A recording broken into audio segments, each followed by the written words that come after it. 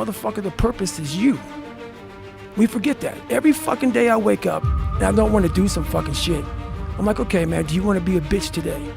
Do you want to feel like a little bitch? Do you want to walk around all day knowing that you could, but you didn't?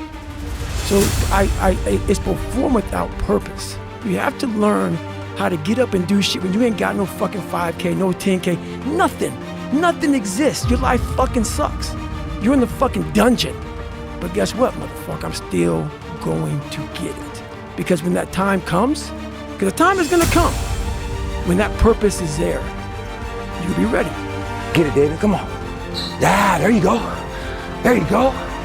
Energy, let it out. 7, 8, 9, 10, a machine here. There you go. Nobody works like David in this house. 13, come on. 14, come on. 15, shut that muscle down. 16, come on. Get it. 17. You don't know me, son. That's why there's a lot of average. And it makes me so fucking mad. Every day I walk this earth and I see average all over the fucking place. And they want to ask me, how did you do it? I can't tell you how, because you're not gonna do it.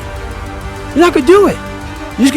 You're gonna continue being out, because every day you wake up, like he says, not like get the coffee, make the pancakes, kiss the girl, kiss the kids. You wake up, right to work. Immediate, your mind is in action. No one wants to do that. No one. I don't blame them. Get it. 18. You don't know me, son. Get it. 19. You don't know me, son. Yeah. 20. You got some more in you. 21. Yeah. Get it again. Come on. We want to see it. Good. 22. Who's gonna carry the boats and the logs? That's you, buddy. What the hell are we all waiting for to start attacking life? Waiting for the fucking stars to align? Back when I was growing up, the song came out. All I need is a miracle. Well, guess what? That miracle ain't coming. There is no perfect time to start. So you gotta start now with changing your life. We're all being tested in life. And guess what? This is one test you can't cheat on. Life is a fight for territory. It's a fight for territory. And once you stop fighting for what you want, what you don't want will automatically take over. But greatness is a choice. It's not your destiny. It's a choice that you have to make every day. It's not okay for you to be a weak loser. It's not okay. And the reason it's not okay is because you could be way more than that. And it's a crime, an ethical crime, for you to allow all that necessary potential to go to waste. It hurts you, it hurts your family, it hurts the world. Really, really, it does. And people think, oh, okay, I get it. And they do get it because they know. Don't wait around for things to be just right. Don't wait for things to be perfect. Don't wait for the ideal situation. It will never be ideal. We must control our thinking.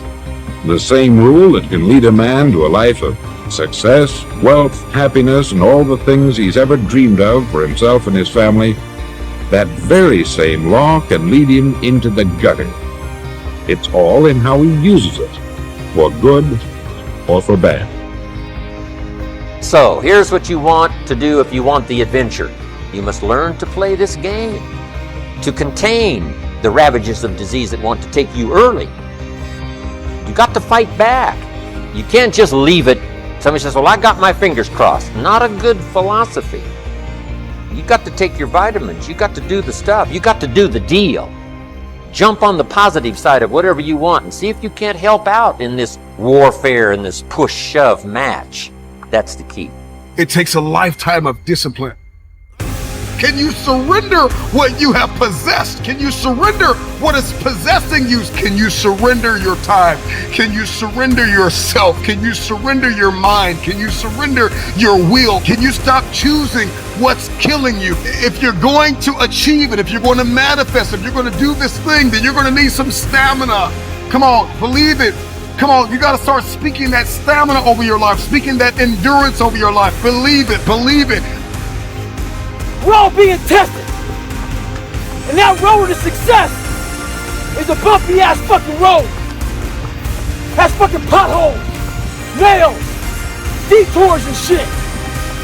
Yeah.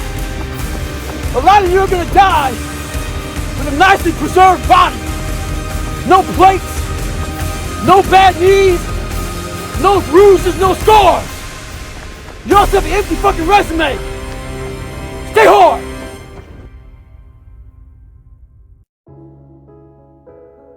Every single day when you wake up, you can find 5 minutes or 10 minutes or 15 minutes to move from thinking about what you want to taking action on what you want. Picking up the pen, writing a sentence, sending an email, doing the research, taking a class. All of these actions are how you move towards what you want while you're still in the life that you have. That's how you do it. And the other thing that you're going to have to pay attention to is energy.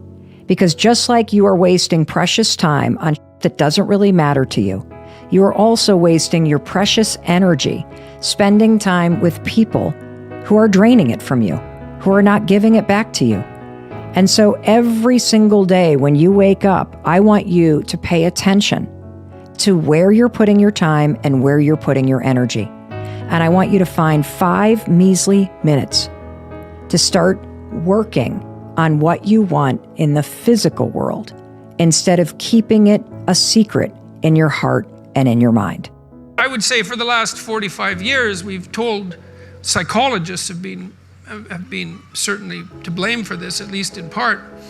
You're okay the way you are. That's what we tell young people. Oh, you're okay the way you are. It's like, and there's nothing worse than you can tell someone who's young than that, especially if they're miserable, you know, and lots of them, well, if they're miserable and aimless, it's like, oh, I'm miserable and aimless, and sometimes I'm suicidal and I'm nihilistic and I don't have any direction in your life. In my life. It's like, well, you're okay the way you are. And it's like, they don't want to hear that. They want to hear, look, you know, and you know this, you're useless.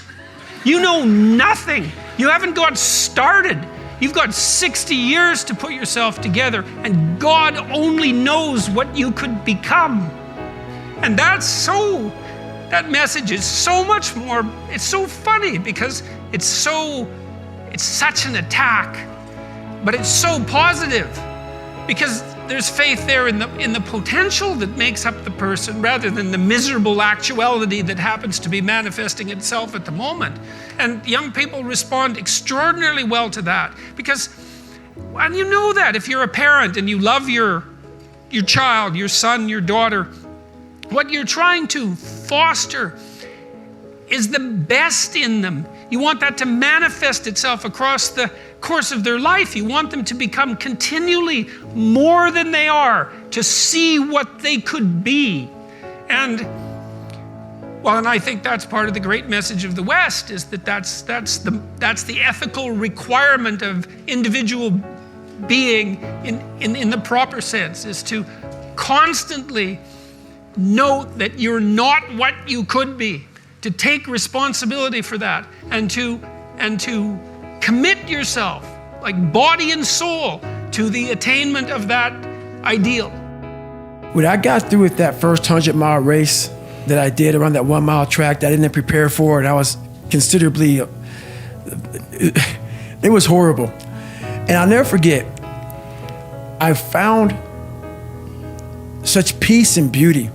And I got there, I was in the worst pain of my life. And I got done and my wife pulled the car up on my ex-wife, pulled the car up on this little lawn, and I got in the back of it. And I got up the stairs. I'm not gonna go through the whole story, but I remember laying in the tub. And she put the shower on me, and I ran 101 miles in like 19 hours. And I was like peeing dirt out of me. And I'm sitting there and I'm jackhammering, and my body is just the most broken it's ever been, even to this day. And this feeling came over me. Call it crazy if you want, but very few people, I guarantee, have ever felt this before, to push themselves so far outside of what they thought was even possible, even for me. I laid in that tub and I didn't want it to go away. I had drained myself of every bit of strength, energy I had. And it was the best feeling I had in my life. All that pain, it was confirmation. It was confirmation that I had gone through a crucible and I had figured out another level of David Goggins, a level that I thought was humanly impossible for anybody to do. When I was at mile 70 and pissed all over myself, and I had 30 more miles to go, and I was damn near dead, and I was able to go 31 more miles. In that process of the next 31 more miles, I found out more about myself in that 31 miles than I ever have in my entire life. The conversations, the mental blocks, the roadblocks, everything horrible, it was just feeding at me like light speed. Get the out of here, man. Like, but I was able to figure out different tactics. And when I finally got done with that, and I laid in that tub and it was over, the feeling of, my God, man, you just really discovered a whole new world, a whole new part of the brain that I guarantee very few people have.